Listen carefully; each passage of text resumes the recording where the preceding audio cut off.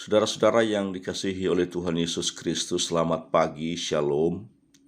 Sebelum kita merenungkan firman Tuhan pada pagi hari ini, mari kita berdoa. Tuhan Yesus yang baik, kami menaikkan puji dan syukur kepadamu atas segala kebaikan Tuhan yang boleh kami alami sepanjang malam hari ini. Kami bersyukur untuk hari yang baru yang Tuhan karuniakan buat kami.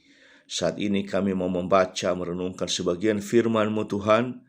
Kami mohon kiranya Roh Kudus menolong kami untuk mengerti dan memahami kebenaran firman-Mu, serta kami boleh melakukannya dalam kehidupan kami sehari-hari. Di dalam nama Tuhan Yesus, kami sudah berdoa dan bersyukur kepada Bapa di sorga. Amin. Saudara-saudara yang dikasihi Tuhan, mari kita membuka Alkitab kita. Firman Tuhan yang menjadi renungan kita pada pagi ini terambil dari Kejadian pasal 1 ayat 1 sampai 3. Demikian bunyi firman Tuhan.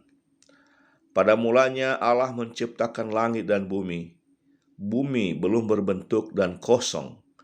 Gelap gulita menutupi samudra raya, dan roh Allah melayang-layang di atas permukaan air.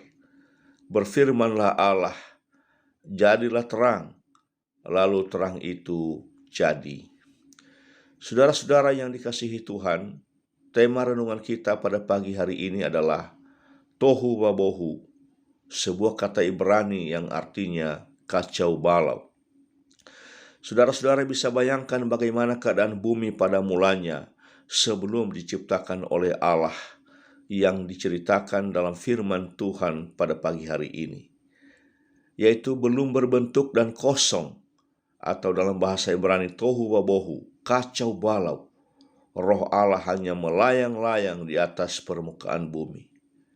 Tetapi kemudian saudara-saudara, keadaan yang kacau balau ini berubah, terbentuk menjadi sesuatu yang baik, teratur, setelah Allah menciptakannya dengan firman Allah. Saudara-saudara, keadaan kacau balau atau tohu wabohu seperti ini sering juga kita alami dalam hidup kita, bahkan di dalam rumah tangga kita.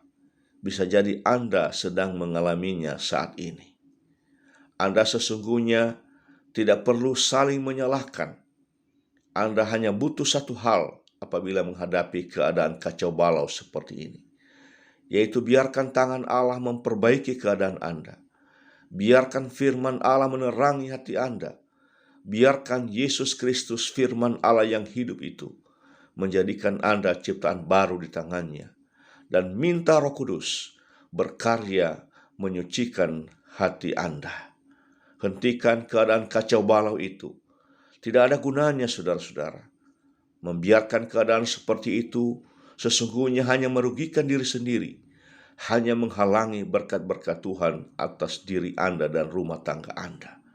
Mari berdamailah dengan Tuhan, berdamailah dengan diri sendiri, dan rujuklah satu sama lain.